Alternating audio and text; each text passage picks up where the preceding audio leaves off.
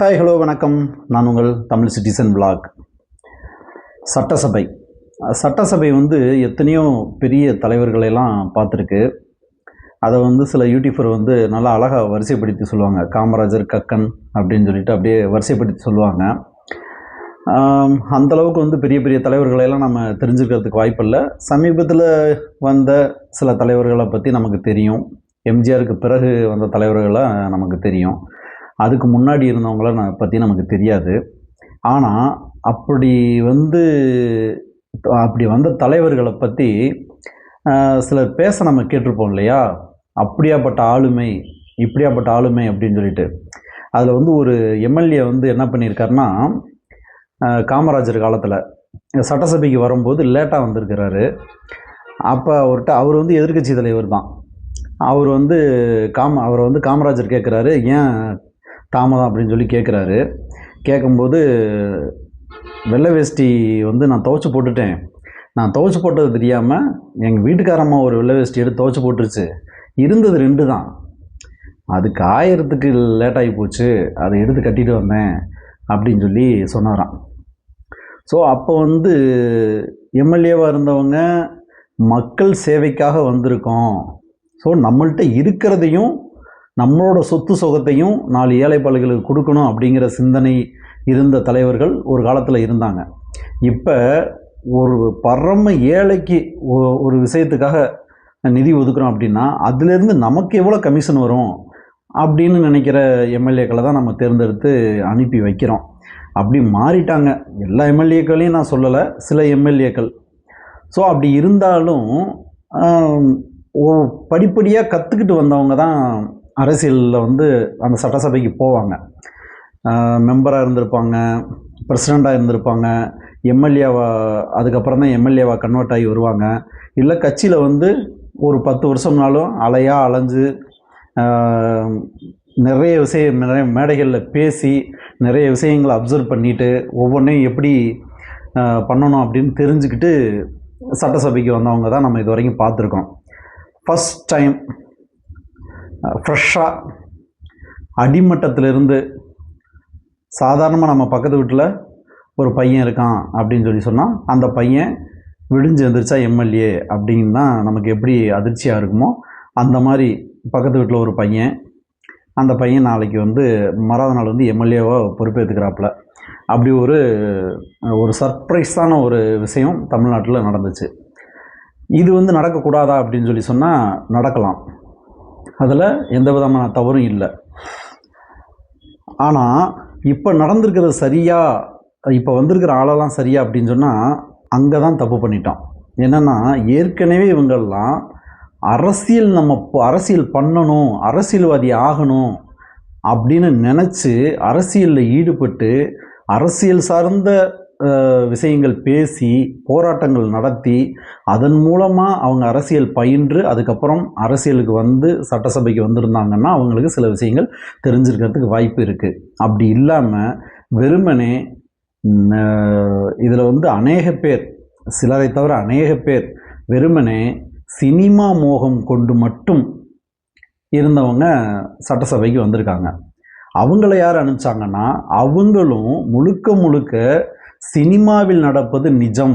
ஒற்றை ஆளாக விஜய், நம்ம சிஎம் விஜய் அவர்கள் பார்த்திங்கன்னா ஒற்றை ஆளாக இந்த ஒட்டுமொத்த தமிழகத்தையும் மாற்றி விடுவார் அப்படின்னு சினிமா மோகத்தில் அதில் அடித்தா 50 அடி வில்லனை பறக்க விடுற அந்த ஸ்ட்ரென்த் என்ன, அப்படி சுழண்டு ஆடுற நடிலமான டான்ஸ் என்ன, அவர் படிக்கிற பாடல்கள் என்ன, அவர் பேசுகிற பஞ்சு டயலாக் என்ன, அவ்வளோதான். இனிமேல் லஞ்சம் வாங்குறவங்கலாம் அவ்வளோதான் ஒளிஞ்சானுங்க அப்படிங்கிற ஒரு சிந்தனையில் ஓட்டு போட்டாங்க ஒற்றை மனிதனுக்காக.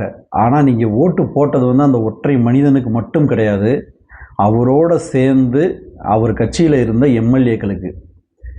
சரி, ஓட்டு போட்டுட்டோம்ப்பா, வந்துட்டாங்க அப்படின்னா இது வந்திருக்கவே கூடாத ஒரு விஷயம். ஆனால் வந்துட்டாங்க. வந்ததுக்கு அப்புறம் சில எம்எல்ஏக்கள், ஏற்கனவே இருந்த எம்எல்ஏக்கள் அங்கே போய் அந்த கட்சியில் போய் சேர்றாங்க இல்லையா? அப்போ அவங்கள்ட்ட என்ன மாதிரியான விஷயங்களை நம்ம பேசணும், சட்டசபையில் என்ன மாதிரியான விஷயங்கள் பேசணும், பத்திரிகையாளர்கிட்ட என்ன மாதிரியான விஷயங்கள் பேசணும், வெளியில் பொதுமக்கள்கிட்ட எப்படி நடந்துக்கணும் அப்படின்னு ஒன்று கற்றுக்கணும். இப்படி கற்றுக்கலையா? ஒரு சராசரியாக ஒரு நல்ல மனிதனாக ஒரு மக்கள் சேவை செய்கிறதுக்காக நம்ம வந்துட்டோம்.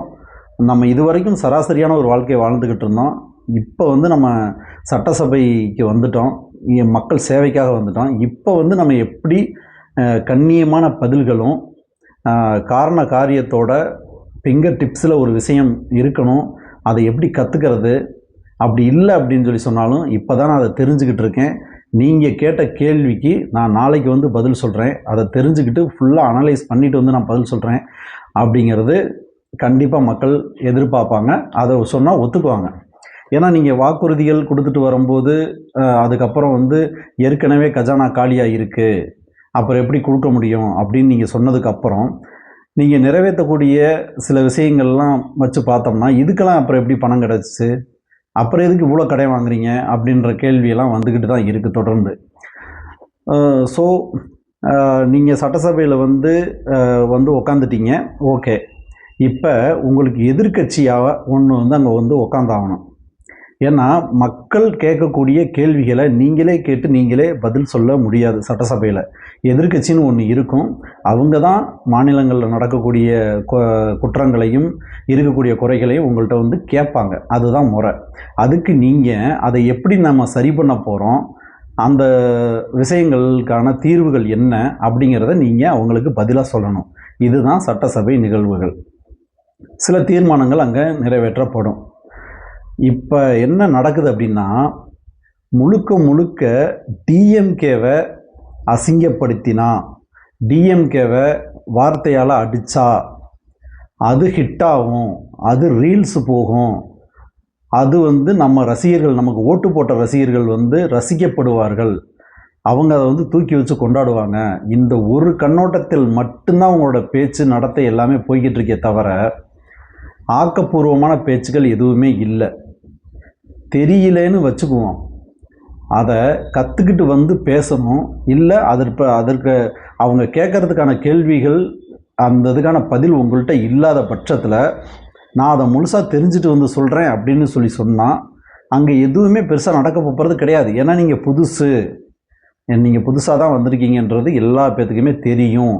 அப்படிங்கும்போது அவர் நல்லா தானே சொல்கிறாரு, நீங்கள் கேட்டிருக்கீங்க, அவர் ஃபுல்லாக வந்து அனலைஸ் பண்ணிவிட்டு என்ன நடக்குது, என்ன கண்டிஷனில் இருக்குன்றதை வந்து நாளைக்கு சொல்கிறேன்னு சொல்லியிருக்காருல அப்படின்னு சொல்லி மக்களே உங்களுக்கு சப்போர்ட் பண்ணுவாங்க. ஆனால் அதை விட்டுட்டு கரண்ட் ஏன் வரல அப்படின்னு சொல்லி கேட்டால், கரூர் பாலாஜியை வந்து கரூர் கேங்கு, அப்புறம் இன்னும் 10 ரூபா பாலாஜின்னு மட்டும்தான் சொல்லலை. ஏன்னா இனிமேல் அதை சொல்ல முடியாது, அது இப்போ உங்கள் கட்டுப்பாட்டுக்கு வந்துருச்சு. இப்போயும் வாங்கிட்டு இருக்காங்க ஒரு சில ஏரியாவில், ஒரு சில ஏரியாவில் வாங்கிறதில்ல.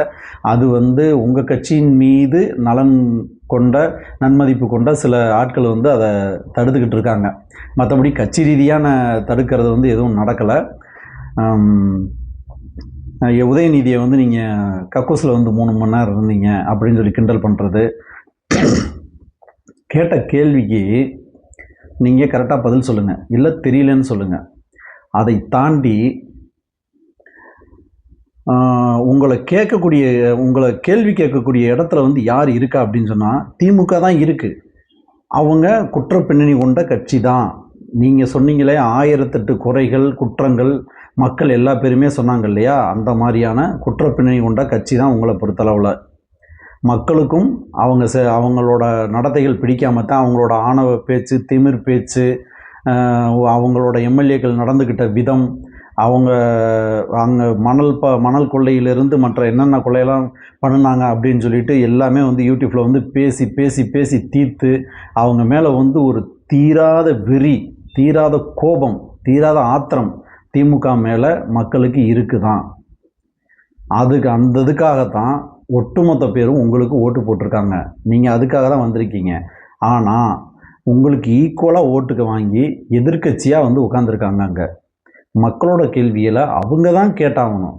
ஸோ வேறு யாரும் வந்து கேட்க முடியாது. மக்கள் வந்துட்டு உங்களை வந்து நேரில் வந்து பார்த்தா சட்டசபைக்குள்ளே விட்டு ஒவ்வொரு தொகுதியிலையும் வந்து தேர்ந்தெடுத்த சில மக்களை வந்து உங்களோட தொகுதியில் வந்து என்னென்ன குறை இருக்குது அதெல்லாம் வந்து நீங்கள் சொல்லிடுங்க, எதிர்க்கட்சியெலாம் எங்கள்கிட்ட கேட்கக்கூடாதுன்னு சொல்ல முடியுமா? சொல்ல முடியாது. ஸோ எதிர்க்கட்சியாக இருக்கிறவங்க தான் வந்து கேட்க முடியும். எதிர்க்கட்சிக்காரவங்க கேட்டாங்கன்னா அந்த கட்சியில் 1008 குறைகள் இருக்கும். நீங்கள் அந்த குறையை சுட்டி காட்டி பேசுகிறதுக்கு மேடை போட்டு பேசிட்டு போங்க. மேடை போட்டு நீங்கள் என்ன வேணாலும் இழிவாக பேசுங்க, குற்றம் பேசுங்க, நீங்கள் பாட்டு படிங்க, என்ன வேணாலும் படுங்க, டான்ஸ் ஆடுங்க, என்ன வேணாலும் பண்ணுங்கள். உங்களோட சொந்த அரசியல் மேடையில் நீங்கள் என்ன வேணாலும் பண்ணுங்கள். சட்டசபைன்னு வந்துட்டா அவங்க எதிர்க்கட்சி, அவங்க கேட்குற கேள்விக்கு மட்டும் பதில் சொல்லுங்கள். நீங்கள் அவங்கள ஏதாவது குறை சொல்ல, அப்புறம் அவங்க அதுக்காக தூண்டப்பட்டு அவங்க உங்களை ஏதாவது குறை சொல்ல, அங்கே வாக்குவாதமாக கடைசியில் வந்து அங்கே மக்கள் குறைகள் பேசப்படுதா, இல்லை அதுக்கான தீர்வுகள் ஏதாவது பேசப்படுதா? எதுவுமே இல்லை. வெறுமனே சட்டசபையை நேரலை போட்டால் மட்டும் ஆகாது. அங்கே நடக்கிறத நாங்கள் அப்படியே காட்டுவோம் அப்படின்னு சொல்லி, இன்னும் சொல்லப்போனால் அங்கே நடக்கிறத அப்படியே நாங்கள் காட்டுவோம் அப்படின்னு நீங்கள் சொல்ல வந்ததே வந்து டிஎம்கேவை தொடர்ந்து அவங்க மூக்கை உடச்சிக்கிட்டே இருந்தாவே நமக்கு வந்து போதுமானது, ஓட்டு வாங்கி அடுத்தடுத்து வந்து ஜெயிக்கிறதுக்கு போதுமானதாக இருக்கும் அப்படிங்கிற கான்செப்டில் மட்டும்தான் நீங்கள் அந்த நேரலை ஒளிபரப்புற மாதிரி தெரியுது. வேறு எதுவுமே இல்லை. சௌரியத்துக்கு எல்லா பேருமே ஹீரோயிசம் பண்ணுறது, சௌரியத்துக்கு எல்லோரும் பஞ்சு டைலாக் பேசுகிறது, இது எல்லாமே ஏதோ போன அப்பாவு சபாநாயகர் இல்லாமல் இந்த தடவை நமக்கு அமைஞ்சிருக்கிற சபாநாயகர் வந்து நிஜமாகவே பொதுப்படையானவராக தான் தெரிகிறாரு. பொதுமக்களுக்கே பிடிச்சி போன ஒரு சபாநாயகராக தான் இருக்கிறாரு.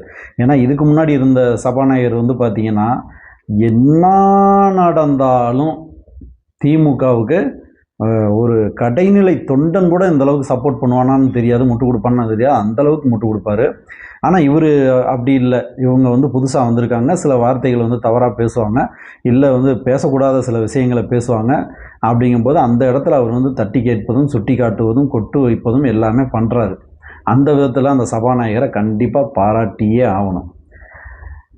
மற்றபடி பார்த்திங்கன்னா நம்ம சிஎம் வந்து பார்த்திங்கன்னா புகழ்ச்சி அவருக்கு பிடிக்காது. பட் வந்து இருக்கிற எல்லா எம்எல்ஏக்களும் புகழ்ந்துக்கிட்டே இருப்பாங்க. ஏன்னா அவருக்கு அது பிடிக்காது. விஜய்க்கு பிடிக்காததானே இவங்க செய்வாங்க. நல்லா கவனிச்சுக்கோங்க, விஜய்க்கு புகழ்ச்சி பிடிக்காது, ஆனால் எல்லா பேரும் விஜய் வந்து புகழ்ந்துக்கிட்டே இருப்பாங்க. ஏன்னா அதுதான் அவருக்கு பிடிக்காது. அதனால் நாங்கள் அவருக்கு பிடிக்காததான் செய்வோம் அப்படின்னு சொல்லிட்டு செய்வாங்க. இது கொஞ்சம் வித்தியாசமாக இருக்குது. ஸோ சட்டசபை இப்படி போயிட்டுருக்கு. இன்னொரு விஷயம் பேசணும்னு நினச்சிட்டு வந்தேன். அந்த விஷயம் வந்து பார்த்திங்கன்னா நம்ம இந்தியாவில், ஏன்னா பர்டிகுலராக ஒரு மாநிலத்தை சுட்டி காட்டி அது இந்த ஊரில் இந்த இளைஞன் அப்படின்னு சொல்லி காட்டுறத விட நம்ம இந்தியாவில் ஒரு மூலையில் எல்லா இடங்களிலும் அன்றாடம் நடக்கக்கூடிய ஒரு நிகழ்வு இந்தியாவில் ஒரு இடத்துல வந்து நடந்திருக்கு. அது ப்ராப்ளம் ஆகுது, அவ்வளோதான் வச்சுக்கோங்க. ஏன்னா அந்த இடத்துல மட்டும்தான் நடந்து இருக்குது, அந்த மாநிலத்தில் பர்டிகுலராக அந்த கிராமத்தில் அந்த இளைஞன் மட்டும்தான் பண்ணிட்டான் அப்படின்றதுக்கு அப்படின்னு சுட்டி காட்டுறதுக்கு இங்கே ஒன்றும் இல்லை. எல்லா மாநிலங்களிலும் எல்லா மாவட்டங்களிலும் அன்றாடம் நடக்கக்கூடிய ஒரு நிகழ்வு தான். என்னென்னா அடம் பிடித்தல். எனக்கு வந்து பைக்கு வேணும், எனக்கு வந்து மொபைல் வேணும், அதுவும் வந்து பார்த்திங்கன்னா எனக்கு ஐஃபோனு தான் வேணும், இல்லாட்டினா நல்ல ஹையண்ட் டிவைஸ், அதிலே ஃப்ளாக்ஷிப் டிவைஸ் தான் வேணும். அதோட பர்பஸ் என்ன, நீ அதை வச்சு என்ன பண்ண போகிற?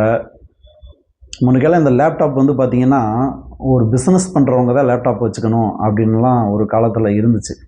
இப்போ வந்து கேம் விளாட்றதுக்கு லேப்டாப் அப்படின்னு சொல்லி கொண்டு வந்துட்டாங்க. இப்போ சொல்கிறதே வந்து கேமிங் லேப்டாப் அப்படின்னு தான் சொல்கிறாங்க. அதே மாதிரி ஃபோனு வந்து தொலைத்தொடர்பு சாதனமாக தான் முதல்ல அறிமுகப்படுத்தப்பட்டது. இப்போ வந்து முழுக்க அது மீடியா சம்மந்தப்பட்டதாக மாறிடுச்சு. இப்போ தொலைத்தொடர்பு அப்படிங்கிறது இரண்டாம் பட்சம் அப்படிங்கிற மாதிரி போயிடுச்சு. ஸோ இன்ஃப்ளூயன்சர் கூட பாருங்கள், காலேஜுக்கு போகிற இன்ஃப்ளூயன்சர் கூட என்ன பண்ணுறாங்கன்னா மீடியாவில் சினிமா பாடல்களுக்கு ஆடி கவர்ச்சியான வசனங்கள் பேசி, இன்னும் சொல்லப்போனால் அசிங்கமாக சில வார்த்தைகளை பேசி, அந்த மாதிரி வந்து பிரபலமானவங்களை தான் வந்து காலேஜுக்கு வந்து கெஸ்ட்டாகவே கூப்பிட்றாங்க. அந்த மாதிரியான ஒரு சூழல் தான் இருக்கும். ஸோ முழுக்க வெறுமனே நடிப்பையும் இந்த மேல்பூச்சு, முகத்துக்கான மேல்பூச்சு, வெளி தோற்றம் ஒன்று இருக்கு இல்லையா, அந்த இதை மட்டுமே நம்பி ஒரு குரூப் வந்து ஒரு ஜெனரேஷன் வந்து வளர்ந்துருச்சு. அந்த ஜெனரேஷன்னால் இன்றைக்கி வந்து அதை மட்டுமே கொண்டாடக்கூடிய, அதை மட்டுமே எதிர்நோக்கக்கூடிய ஒரு கூட்டம் வந்து சட்டசபைக்கும் வந்து சேர்ந்துருச்சு. அவங்க பண்ணுறது கரெக்டாக தான் இருக்குது. ஏன்னா அதைத்தான் நீங்கள் எதிர்பார்க்குறீங்க, நீங்கள் எதிர்பார்க்குறத அவங்க செய்கிறாங்க. சரி, ஓகே, இதனால் வந்து மாநிலத்துக்கு எதாவது நடக்குமானா அது நடக்காது. இப்போ அங்கே என்ன நடந்துச்சு அப்படின்னு சொல்லி சொன்னால், ஐஃபோனுக்காக வந்து பார்த்திங்கன்னா அடம் பிடிச்சு ஐஃபோன் வாங்கியிருக்கான். ஐஃபோனுக்கு வந்து டிவி கட்ட முடியல. ஸோ ஒரு ஹில்ஸ் எட்ஜில் போயிட்டு நின்றுட்டு, நீங்கள் அதுக்கு பணம் கொடுங்க, இல்லாட்டினா நான் சூசைட் பண்ணிக்குவேன்னு அப்பா அம்மாவை மிரட்டியிருக்கான். அவங்க அப்பா போய் அவனை போய் இழுத்துட்டு வந்துடலான்னு சொல்லிட்டு போகும்போது அங்கனக்குள்ளே ஏற்பட்ட தள்ளுமுள்ளில் அப்பாவும் சேர்ந்து மகனும் அங்கேருந்து மலை வீச்சிலேருந்து கீழே விழுந்துட்டாங்க. கண்ணு முன்னாடி தன்னோட கணவனும் தன்னோட மகனும் கீழே விழுந்து பாறையில் விழுந்து சிதறி போனதை பார்த்துட்டு மனம் முடிஞ்சு போய் அடுத்த நிமிஷமே அந்த அம்மாவும் அங்கேருந்து விழுத்துட்டாங்க. ஒற்றை பையன். அதனால் அவங்களுக்கு மனசு உடஞ்சி போயிட்டு, பையனும் இல்லை புருஷனும் இல்லை, நம்ம வாழ்ந்து என்ன பண்ண போகிறோம் அப்படின்னு குதிச்சிட்டாங்க. ஸோ இதுக்கப்புறம் அந்த பையனுக்கு வந்து ஐஃபோன் வந்து எந்த விதத்தில் உதவும் அப்படின்னு சொல்லி எனக்கு தெரியல. ஏன்னா இறந்து போயிட்டான். இறந்ததுக்கப்புறம் அந்த ஐஃபோனை யார் யூஸ் பண்ண போகிறாங்கன்னு அவனுக்கு தெரியாது. அதெல்லாம் எடுத்து சொல்கிறதுக்கு ஆள் இல்லை. இது அங்கே மட்டும்தான் நடக்குதான்னா எல்லா இலக்கமும் நடக்குது. எதுக்கு அடம் பிடிக்கணும் அப்படின்றதெல்லாம் இல்லை. சாதாரணமாக ஒரு ஐஸ்கிரீம் கேட்டாவே வாங்கி தரலை அப்படின்னு சொல்லி சொன்னால் அதுக்கு வந்து என்ன சொல்கிறதுனா, ஒரு ஐஸ்கிரீம் வந்து ஒரு 50 ரூபா விலை. 50 ரூபாய்க்கு நம்ம ஐஸ்கிரீம் வாங்கி தரலைன்னா அதற்கான பிளாக்மெயில் இருக்குது பார்த்தீங்களா, அது உச்சகட்ட பிளாக்மெயிலாக இருக்குது. இனிமேல் நான் வாழ்ந்தே பிரயோஜனம் இல்லை அப்படிங்கிற லெவலுக்கு குழந்தைங்க வந்து பிளாக்மெயில் பண்ணுதுங்க. அந்த இடத்த கரெக்டாக என்னால் சொல்லி காட்ட முடியல. ஏன்னா நானும் தகப்பனாக இருக்கேன். அந்த விதத்தில் நான் சொல்கிறேன், ஒரு பென்சில், ஒரு எரேசர் அல்லது ஒரு சினிமாவுக்கு போகிறோன்னு சொல்லிட்டு போக முடியாத ஒரு சூழல், இல்லை ஒரு பார்க்குக்கு கிளம்பலாம் அப்படின்னு சொல்லிட்டு கிளம்பிட்டு ஒரு வேலைக்காக அங்கே போக முடியாத ஒரு சூழல், அந்த இடத்துல அந்த புரிந்து கொள்ளா தன்மையை வச்சுக்கிட்டு இந்த குழந்தைங்க அவங்க மிரட்டுறாங்க பார்த்தீங்களா, அது வந்து இனிமேல் நான் வாழ்ந்து என்ன பிரயோஜனம், அவ்வளோதான் முடிஞ்சு போச்சு அப்படிங்கிற அளவுக்கான அவங்களோட பேச்சு, அவங்களோட நடவடிக்கைகள் இருக்கிறதுக்கு காரணம் என்னென்னா, ஏமாற்றத்தை குழந்தைங்க வந்து தாங்கிக்கக்கூடிய சக்தியாக வளர்க்கலை. இப்போ நம்மளை வந்து ஒரு கஷ்டமான சூழலில் நம்ம பெற்றோர்கள் வளர்த்துட்டாங்க. நம்ம அந்த சூழலில் குழந்தைங்கள வளர்க்கக்கூடாது அப்படின்னு நம்ம எடுத்த முடிவு இன்றைக்கி அந்த குழந்தைங்களுக்கு தோல்வியை ஏற்றுக்கிற மனப்பக்குவம் இல்லாமல் போயிடுச்சு. இதுக்கு அடுத்து வர்ற ஜெனரேஷன், அதாவது இவங்க வளர்க்கக்கூடிய குழந்தைங்களோட ஜெனரேஷன் இன்னும் எப்படி போய் முடியும் அப்படின்னு சொல்லிட்டு எனக்கு தெரியலை. ஸோ நீங்கள் இப்போ தான் ஆரம்ப கட்டத்தில் இருக்கீங்க, கை குழந்தையோடு இருக்கீங்க அப்படின்னு சொல்லி சொன்னால், குழந்தைக்கு தேவையானதை மட்டும் வாங்கி கொடுங்க. கேட்குறாங்க அப்படின்னு சொல்லி சொன்னால், அது வாங்கி கொடுக்கக்கூடிய சூழலில் நீங்கள் இருந்தாலும் நாளைக்கு வாங்கிக்கலாமா, இப்போ அப்பா கிட்ட பணம் இல்லை, அப்பா வேலைக்கு போய் சம்பாரிச்சிட்டு வந்து வாங்கி தர்றேன் அப்படியான வார்த்தைகளை அந்த குழந்தைங்கள்ட்ட சொல்லி, அந்த குழந்தை அப்பா வேலைக்கு போய் சம்பாரித்து வந்து தான் அதை வாங்க முடியுமா அப்படிங்கிற ஒரு சூழலை உருவாக்குங்க. ஒவ்வொரு விஷயத்துலேயும் அது பொய்யா தான் இருக்கும். நீங்கள் கையில் வந்து நீங்கள் மாதம் லட்சக்கணக்கில் சம்பாதிக்கக்கூடிய ஆளாக இருக்கலாம். நீங்கள் நினச்சா என்ன வேணாலும் வாங்கக்கூடிய ஒரு பொசிஷனில் நீங்கள் இருக்கலாம். ஆனால் உங்கள் குழந்தையோட வாழ்க்கையும், அந்த குழந்தை பெரிய ஆளாகி அது ஒரு குடும்பத்தை ஏற்படுத்தும் பொழுது அந்த குழந்தை வந்து சரியான முறையில் வாழ்க்கை நடத்துறதுக்கும் நீங்கள் தான் விதை போடணும். ஸோ இதை நீங்கள் சொல்லி வளருங்க. அப்பா வேலைக்கு போகணுமையா, சம்பாதிக்கணுமையா, அதுக்கப்புறம் தான் காசு வரும், அந்த காசை வச்சு தான் அவனுக்கு வாங்கி தரணும் அப்படிங்கிறத குழந்தையிலேருந்தே கொண்டு வாங்க. சரி 5 வயசுக்கு மேலே பார்த்துக்கலாம், 10 வயசுக்கு மேலே பார்த்துக்கலாம், இப்போதைக்கு குழந்தை தானே, கேட்குறதெல்லாம் நம்ம வாங்கி கொடுப்போம் அப்படிங்கிற ஒரு விஷயத்தில் நீங்கள் பழக்கி கொண்டு வந்துட்டீங்க அப்படின்னா, ஒரு ஸ்டேஜுக்கு அப்புறம் அந்த குழந்தை வந்து உங்களை முழுக்க முழுக்க பயங்கரமாக வெறுக்க ஆரம்பிச்சிடும். ஸோ நன்றி, வணக்கம். மீதி அடுத்த வீடியோவில் பார்ப்போம்.